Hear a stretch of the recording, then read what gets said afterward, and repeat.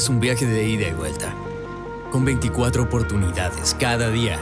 Porque hoy no circula la pereza. Dejemos que Guayaquil se mueva. Juntos nos movemos. ATM y Alcaldía de Guayaquil. ¿Qué tal, amigos del Purgatorio Digital? Bienvenidos a su espacio de entrevistas a personajes del ámbito público y privado. La coyuntura electoral sin duda nos convoca a esta hora de la historia del Ecuador para analizar cada detalle a partir de la proclamación de los resultados oficiales por parte del CNE.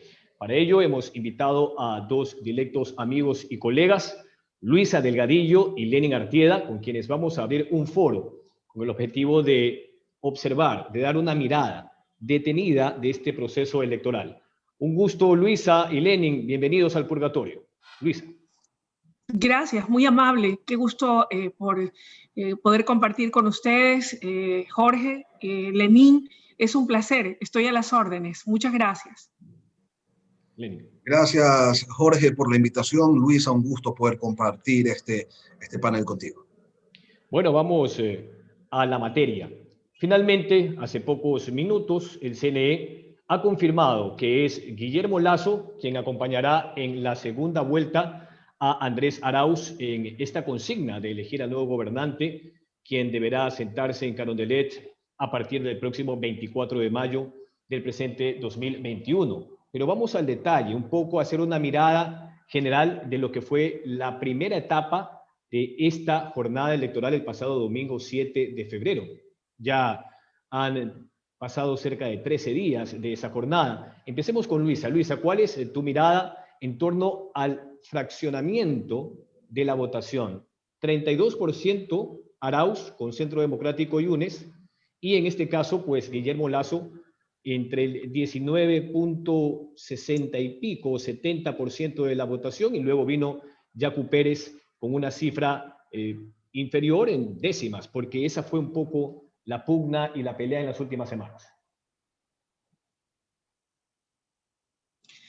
Bueno, creo en lo personal que el hecho de que hayan existido 16 candidaturas, algo inédito en la vida política y de elecciones del país, fue lo que dio pie a que se fragmentara tanto la votación. Creo que revisando un poco en el pasado, tal vez no en el mismo número, no sé si unas 11 o 12 candidaturas, y tal vez Lenin lo recuerde con más precisión, hubo cuando Abdalá Bucaram Ortiz fue presidente, hubo también un número importante de candidatos, obviamente no 16 como ahora, pero hubo bastantes candidatos. Sin embargo, el país no se hallaba tan fragmentado como consecuencia de lo que se vivió por la forma de hacer política del régimen del correísmo, y particularmente de lo que fueron los 10 años de gobierno del expresidente Rafael Correa.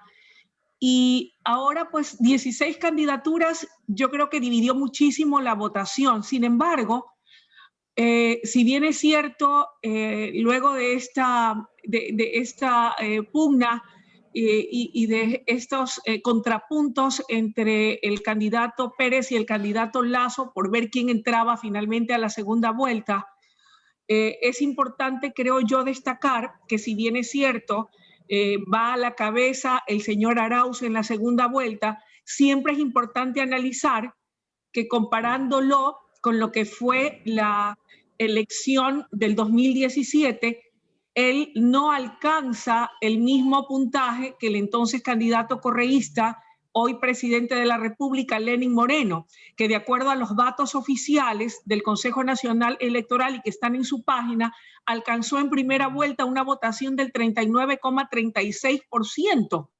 Él pues ha descendido de esa votación 6 puntos. Entonces, tal vez traer a colación aquello, ¿no? Que si bien es cierto, está a la cabeza en esta segunda vuelta electoral, pero no tuvo o no alcanzó en primera vuelta la misma votación que alcanzó el correísmo, o el que entonces era candidato por el correísmo, hoy presidente de la República, Lenín Moreno. Y en cuanto a los otros dos, bueno, creo que fue un desacierto desde mi humilde punto de vista el hecho de que el Consejo Nacional Electoral se haya anticipado, más allá de la presión que sí existía seguramente, a dar un resultado a través del conteo rápido, en donde todavía no se podía vislumbrar con precisión quién era el que iba con certeza a la segunda vuelta, como hoy lo estamos viendo.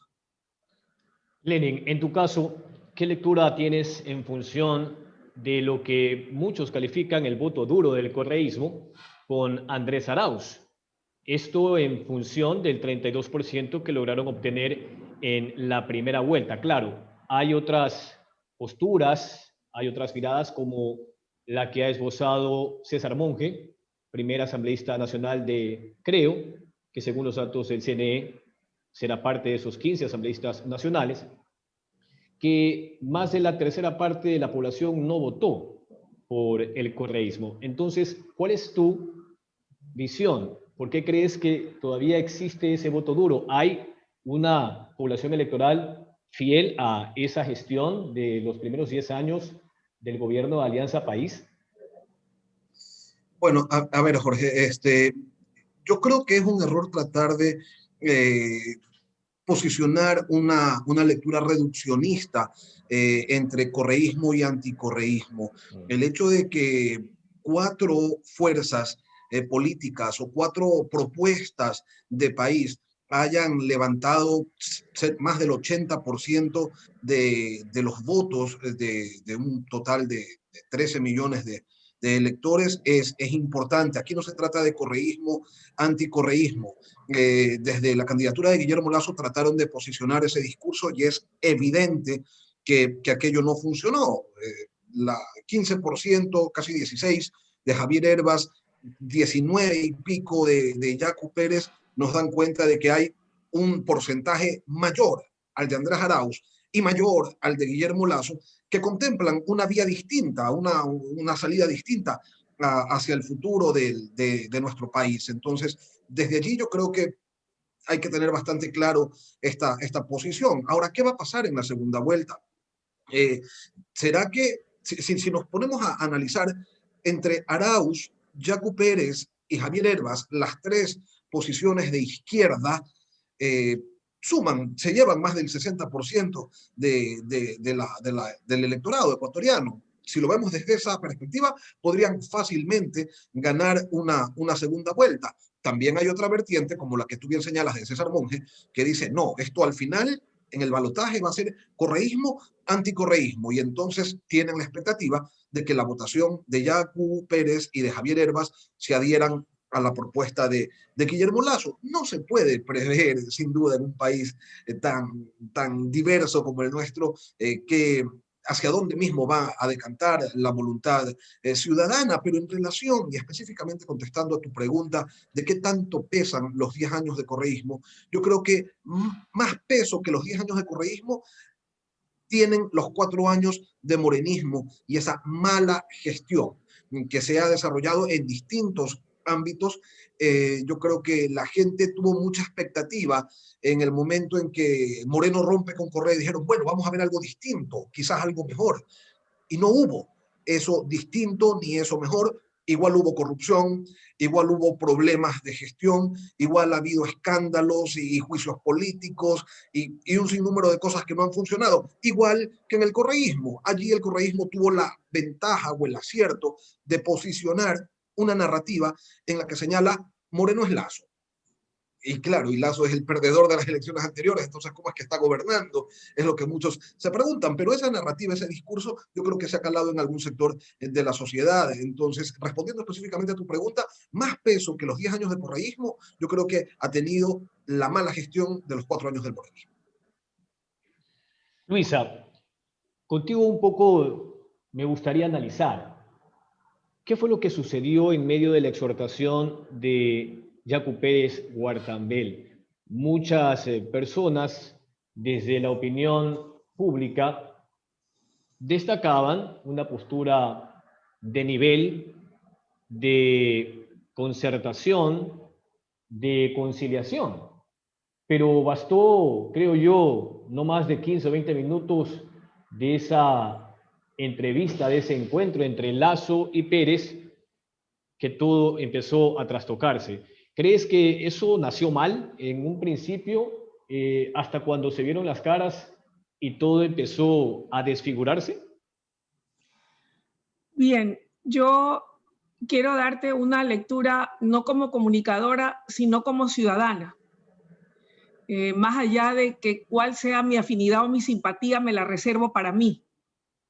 Y no es lo que viene el caso, y como comunicadora, porque igual soy una persona pública, no la puedo andar ventilando a los cuatro vientos. Sin embargo, yo te diría que, por el contrario, cuando se anunció el encuentro, yo me alegré y dije, bien, bien por el país, que dos tendencias distintas, con visiones distintas del país, busquen lograr un acuerdo por el bienestar del país, tratando de ver de qué manera se podía sumar y que al final del día se aceptaran los resultados oficiales y en base a eso ver de qué manera podían encontrar puntos de consenso y conciliar, y que cualquiera de los dos que sea el que al final la suerte le favoreciera de acuerdo a la voluntad popular, viera, ok, si yo creo que podemos encontrar esta salida, o acepto el resultado oficial y apoyaré a quien yo estime pertinente. Cualquiera de las dos tendencias sea dicha que van a llegar, como ya está en este caso, Lasso y Arauz, o Arauz-Lasso. Pero a mí en lo personal, que entrevisté también varias veces al candidato Pérez y cuyo mensaje me parecía muy conciliador, cuya propuesta me parecía muy interesante, y veía un hombre que proyectaba mucha serenidad y ecuanimidad, sí me ha llamado poderosamente la atención ver cómo fue variando su discurso después del encuentro, porque en el encuentro yo vi que ambos, tanto el señor Lasso como el señor Pérez, trataron de rescatar y destacar lo positivo de cada una de las dos tendencias y de cada una de la particularidad del grupo al que representaban y de ellos mismos.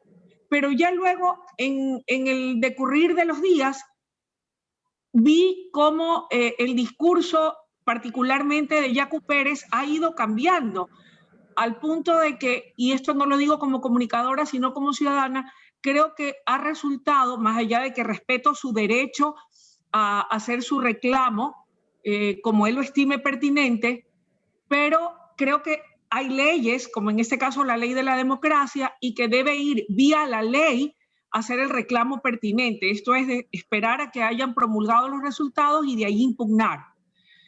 Sin embargo, creo que su discurso, quiero utilizar un término apropiado para que luego no se vaya a prestar a malinterpretaciones, pero no sé si dejó aflorar su verdadera personalidad,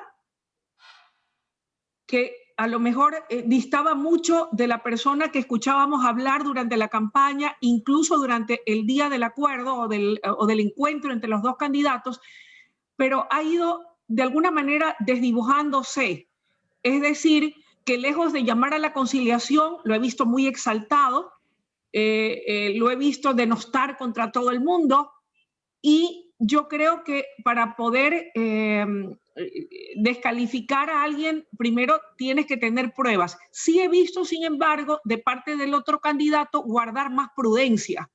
Entonces, creo que a raíz de que se da esta situación en donde él vio que así sea con 30.000 o 40.000 votos, el candidato Lasso lo fue remontando de acuerdo a estos resultados oficiales que ha presentado el Consejo Nacional Electoral, la cosa fue cambiando y entonces ha aflorado, no sé si su verdadero yo o perdió la cabeza y el control al esgrimir y al hacer declaraciones que, lejos de llamar a la verdadera conciliación nacional y anteponer los intereses, en este caso suyos, por llegar a su objetivo final, que es llegar a la presidencia, no sé si es que tal vez perdió los libros y ya no sabe cómo controlarse y manejarse mejor. Entonces yo creo que eso, lejos de ayudarle, le va a restar, porque digo yo, si todavía no es presidente,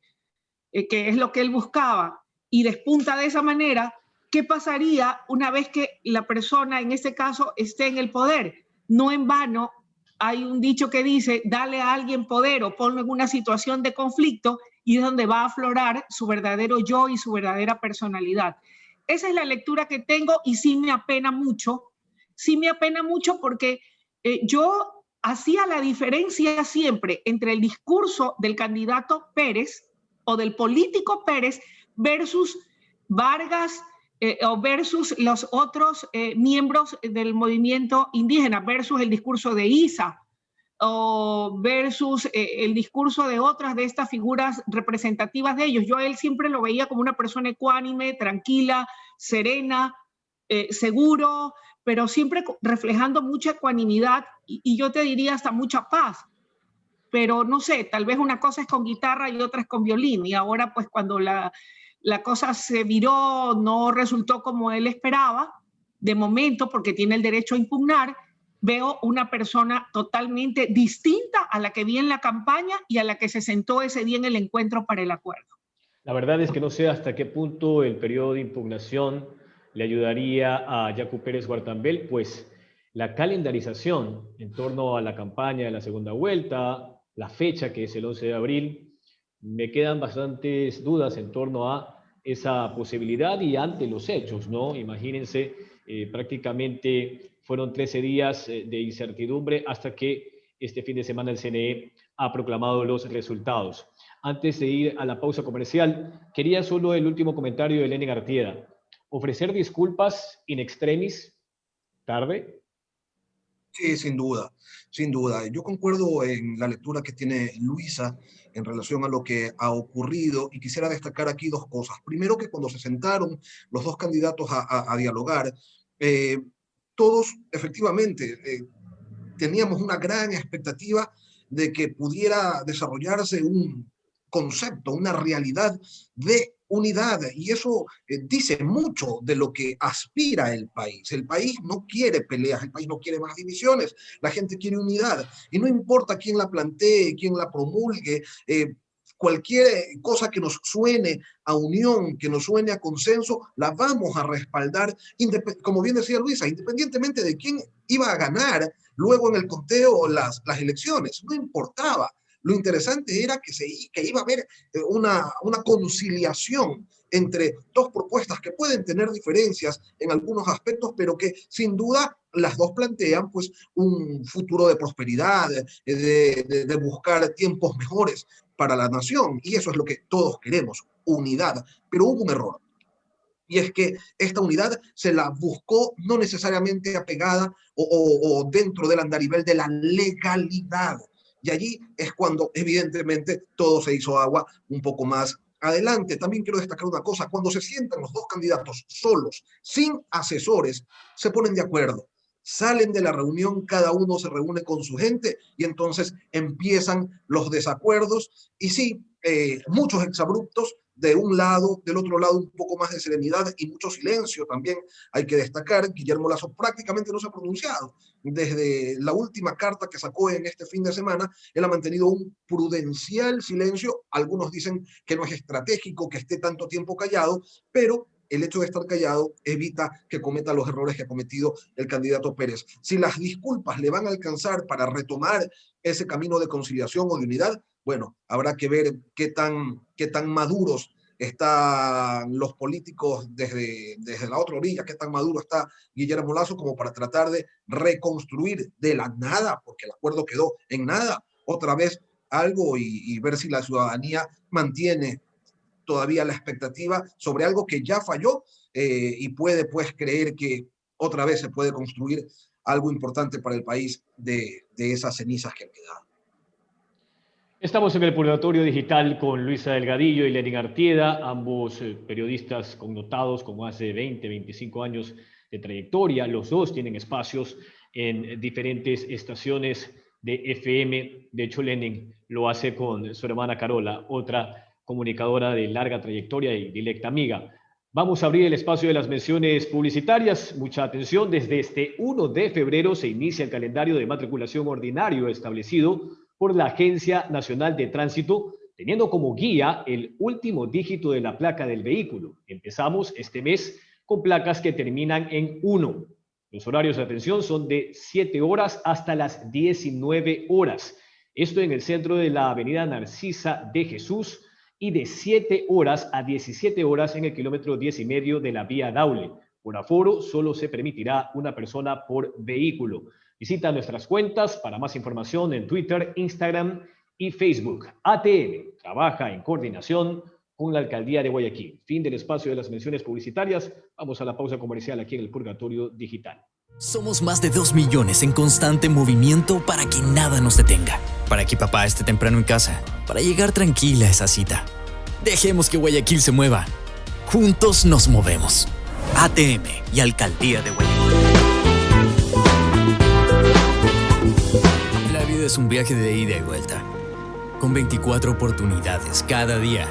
Porque hoy no circula la pereza. Dejemos que Guayaquil se mueva. Juntos nos movemos. ATM y Alcaldía de Guayaquil. En el Purgatorio Digital analizamos la coyuntura de las elecciones con Lenin Artieda y Luisa Delgadillo. Antes de continuar en este segundo bloque, abrimos el espacio de las menciones publicitarias. Atención, empezó el proceso de matriculación ordinario establecido por la Agencia Nacional de Tránsito. Luego de pagar el valor de la matrícula en el SRI, los usuarios podrán cancelar la tasa del servicio y obtener el turno en la página web www.atm.gov.es y luego acudir el día de su cita a las oficinas habilitadas para este servicio. Por aforo, solo se permitirá una persona por vehículo. Visita nuestras cuentas para más información en Twitter, Instagram y Facebook. ATM trabaja en coordinación con la Alcaldía de Guayaquil. Fin del espacio de las menciones publicitarias. Ahora vamos a iniciar con Lenin Artieda. ¿Cómo lograrían cada uno de los postulantes para segunda vuelta conquistar el voto de las otras tendencias?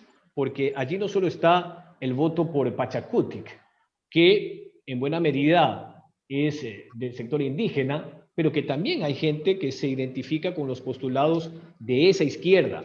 De ahí tenemos la otra ala, ¿no?, que tiene que ver con la izquierda democrática, un candidato nuevo en una tienda política tradicional con más de 45 años de vida jurídica, un empresario que generó movimiento en Internet. No sé qué tanto le sirvió o le pesó lo de TikTok, pero lo cierto es que el hombre empezó con el 7 y el 8% en las intenciones del voto y ha alcanzado más del 15%, Lenin Artieda. Sí, bueno, a ver, yo creo que los dos candidatos la tienen complicada. Tanto Andrés Arauz como Guillermo Lasso la tienen cuesta arriba, por eso Arauz ha comenzado ya con la campaña y ha morigerado su discurso. Tú ahora lo escuchas, tú comparas el discurso del Andrés Arauz de la primera vuelta con el de la segunda vuelta y escuchas a un personaje menos radical, un poco más cercano al discurso de los sectores empresariales. Se ha reunido con el Fondo Monetario Internacional, dice que contempla la posibilidad de restablecer los tratados bilaterales de inversión para atraer precisamente capitales extranjeros hacia el país. Ya señala que el impuesto o el incremento del impuesto a la salida de divisas no será algo prioritario. Dice también que no va a tocar el tema de los subsidios a los combustibles, que ya los precios han alcanzado un nivel. Es decir, se aleja un poco del discurso populista y el tema de la soberanía que era, o este hipernacionalismo que era condición inherente al socialismo del siglo XXI, al correísmo, ya no está presente al 100% dentro de su discurso. Le está guiñando un ojo, y a veces dos, a esos otros sectores que no votaron por él. De Guillermo Lasso no se sabe nada todavía, no ha empezado su campaña, ha mantenido ese silencio que decíamos hace un momento, puede ser prudente, según unos, según otros, está perdiendo tiempo, pero tenemos que escucharlo y ver de qué manera trata él de conquistar, de arrastrar esa votación importante, porque entre Yacu Pérez, 19-3, si no me equivoco, 19-4 quizás, y Javier Herbas, 15-6, tenemos 35 puntos porcentuales en disputa. Son más de 3 millones, casi 4 millones de votos. Son más votos que los que obtuvo Andrés Arauz en la primera vuelta. Entonces, dependerá mucho de cómo replanteen sus estrategias de primera vuelta, tienen que hacerlo, tienen que decir más cosas, tienen que tratar de conectar de mejor manera. Cuando dicen el techo de Guillermo Lasso es ese, 20 puntos, bueno, el techo de Andrés Arauz es 32. Entonces, ni con 32 ni con 19-7 se van a ganar las elecciones. Tienen entonces ellos un arduo trabajo para tratar de conquistar, de atraer a ese electorado que ya en la primera vuelta dijo, yo con ustedes no quiero estar, o no les creo, o no me convencen, o no constituyen una opción válida para lo que yo quiero del Ecuador del 2021 en adelante. Entonces, tienen un trabajo bastante fuerte, Jorge. Yo no sé, la verdad, por dónde vayan a decantar las propuestas.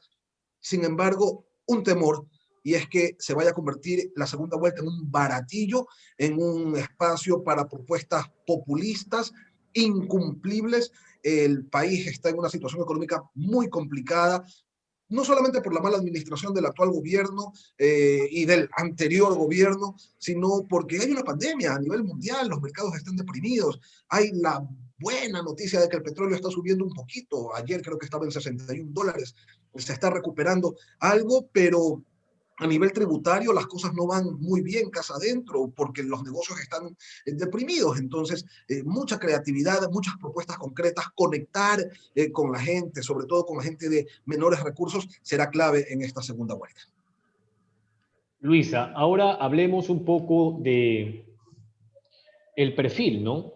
Lo que debe de proponer, ya no el candidato de primera, sino de segunda vuelta, bien decía Lenin Arteda, y esto es muy natural. Siempre en segunda vuelta hay que modificar, hay que hacer un análisis casa adentro de qué es lo que la gente quiere escuchar para la última línea, ¿no? Y la última línea es segunda vuelta. Quien dice la palabra exacta, quien propone lo que necesita el país y que cale en el electorado será el que se lleve finalmente la posibilidad de gobernar el país para los próximos 4 años.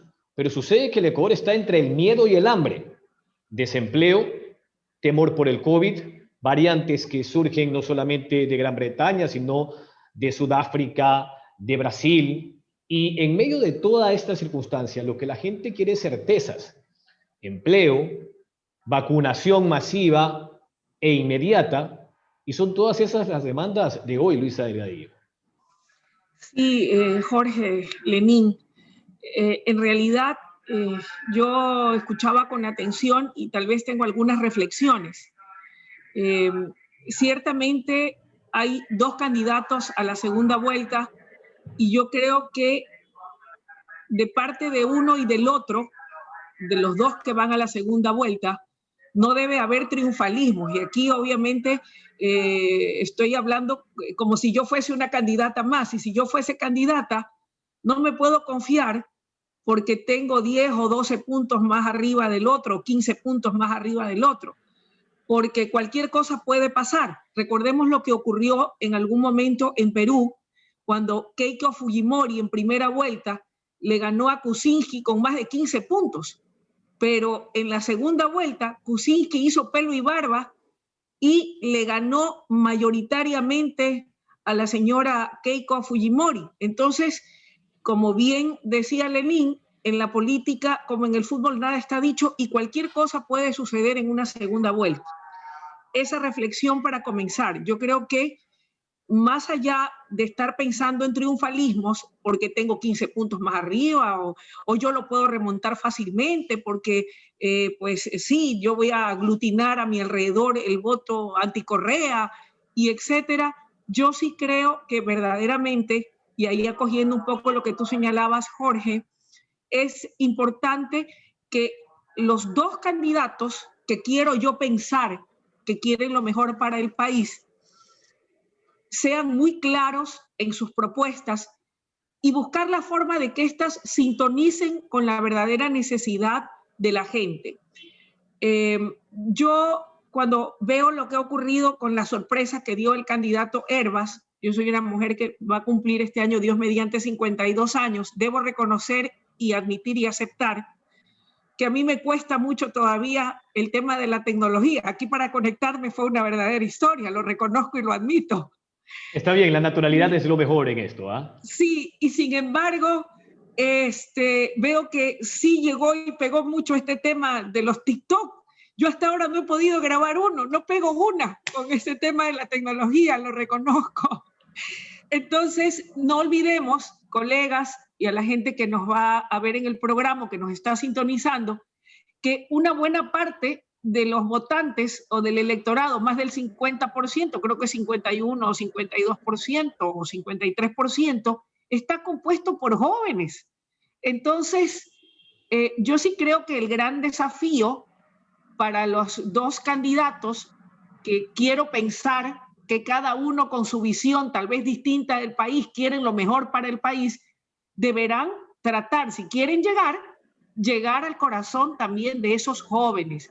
Jóvenes que, como lo hemos analizado cada uno de nosotros en nuestros diferentes espacios informativos, de entrevistas, de reportajes, de radio, de televisión, están sin estudiar y sin trabajo, la gran mayoría, y abrigan la esperanza y la posibilidad de que el próximo presidente de los ecuatorianos, indistintamente de su línea ideológica y de su visión de país, pueda ofrecerles a ellos y a todos nosotros mejores días, basados en la realidad, en efecto, no en propuestas demagógicas ni populistas, sino en propuestas serias. Y yo sí creo que también va a ser esencial para el electorado y para los votantes tratar de poner los pies en la tierra. Yo sé que las necesidades son muy grandes y lo son mucho más para aquellos que tienen menos que lo que nosotros poseemos. Somos de clase media y la vemos muy dura para poder llenar nuestras necesidades esenciales, atender a nuestras familias, a nuestros hijos. Sin embargo, lamentablemente, a mayor pobreza y mayor necesidad, calan muy bien las propuestas demagógicas, porque obviamente en la desesperación de la gente dice, no, pues si me ofrece esto de acá y también esto de más acá, y aquí tengo, seguro no están pensando en que es pan para hoy y hambre para el resto de la administración de gobierno. Entonces aspiraría y desearía que el próximo presidente de los ecuatorianos, cualquiera de los dos que gane, y perdónenme si yo quiero meter a Dios en esto, pero creo que ya más allá de lo que nosotros podamos decidir, es él el que tiene la última palabra, más allá de la, digo yo, de la certeza o la seguridad que pueda tener un candidato diciendo, no, yo de ley me lo llevo y yo de ley gano, él el de arriba, él es el que sabe todo. Pero yo sí desearía de corazón, no solo como comunicadora, sino como una ecuatoriana más, que el que Dios determine que gane.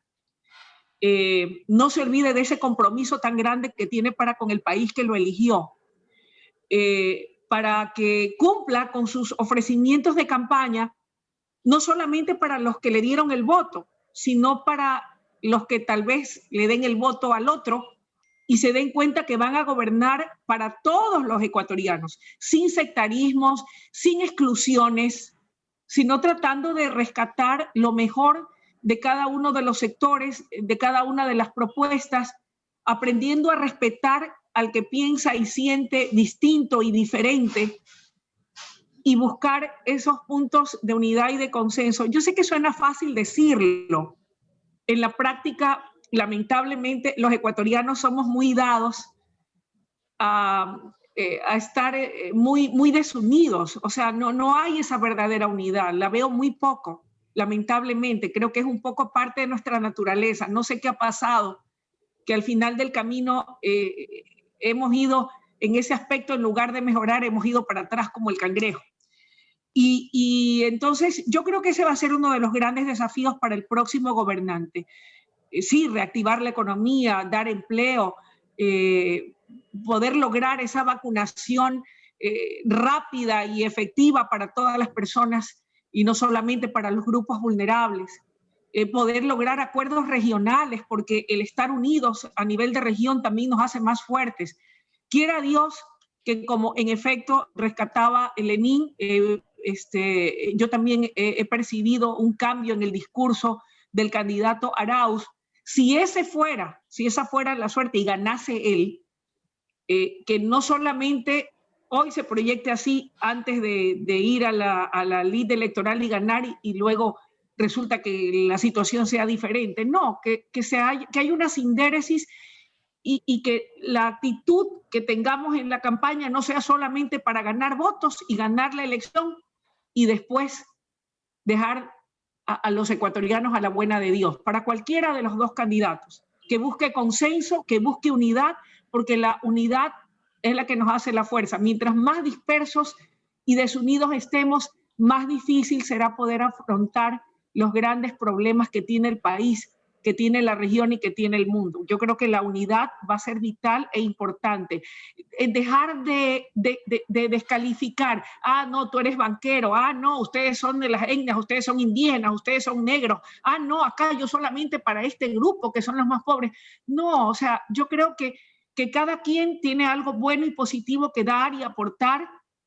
También tenemos enormes defectos, entonces busquemos los puntos de coincidencia, pero no digamos y nos reunimos y en este encuentro decimos vamos a buscar las coincidencias y aquí nos abrazamos y para la foto coincidimos, pero apenas salimos de la foto y ya vamos a reunirnos con nuestro grupo, con nuestra gente, resulta que ahí empezamos a sacarnos todos los cueros al sol. Yo creo que debemos actuar con seriedad, porque el país exige un compromiso y seriedad en los discursos y el accionar coherente y que corresponda y que esté muy comprometido con los ecuatorianos en general, sin divisiones, sin sectarismo, sin descalificar a nadie, sin denostar a nadie, sino buscar lo mejor de cada quien y en base a eso trabajar unidos por un mejor país.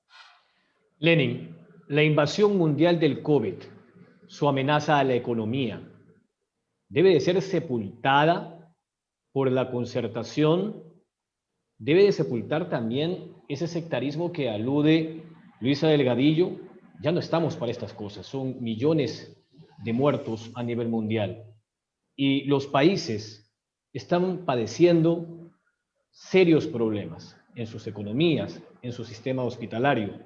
¿Crees tú que todo esto debería de dejar esa lección mayor para empezar a obrar por la causa común y dejar pues los individualismos o al menos los egos ideológicos que quizás es lo que ha estancado a más de una sociedad en el mundo?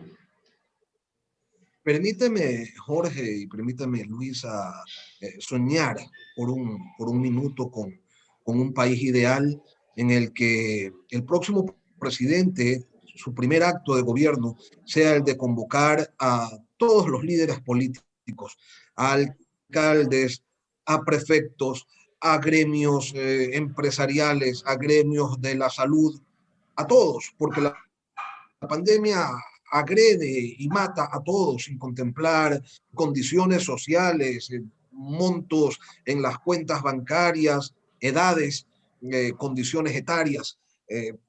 Un gobierno que convoque a todos a una mesa y que diga, señores, definamos entre todos el camino que vamos a seguir, la estrategia que vamos a implementar para combatir a esta enfermedad, a esta crisis. Indudablemente, Luisa tiene razón cuando señala, este es un país que necesita estar unido. Y no necesitamos estar unidos. Ya mismo en marzo, todos vamos a estar de acuerdo en algo. ¿En qué? En que la selección de fútbol gane sus 2 partidos.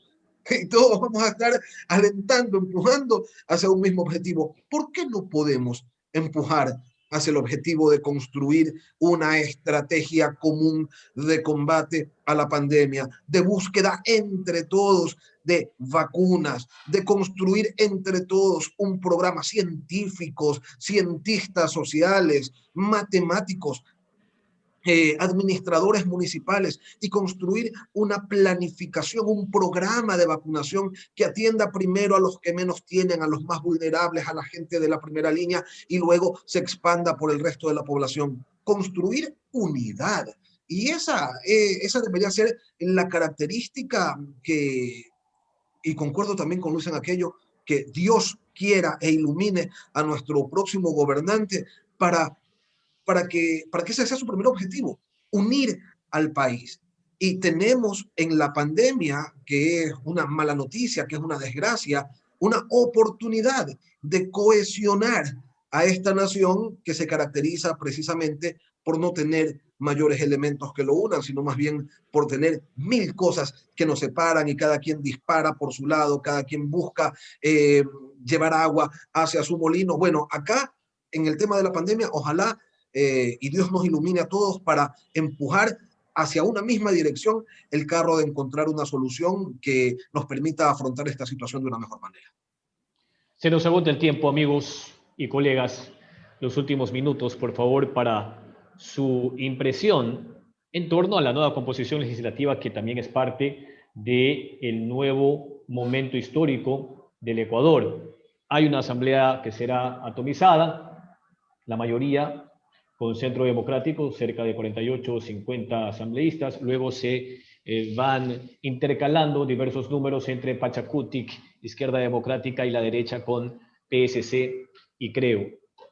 Los últimos minutos, por favor, para que cada uno haga una lectura al paso de lo que debería de esperarse de una función legislativa, pues que hoy no llega ni al 3% de credibilidad.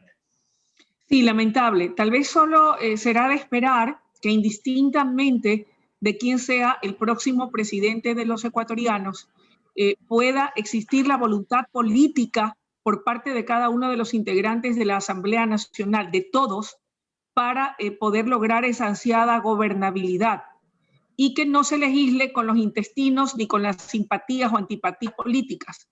Eso básicamente, que se legisle en función de los grandes intereses nacionales.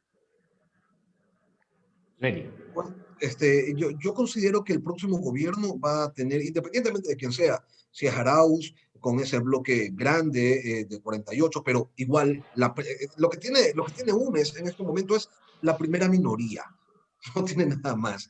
Y para lograr sacar adelante su plan de gobierno va a necesitar construir una mayoría. Si llegan a ser gobierno, seguramente se les va a solicitar por parte de otras organizaciones políticas participación en el gobierno y les va a tocar ceder, a no ser que tengan una estrategia distinta, qué sé yo, ir a una asamblea constituyente.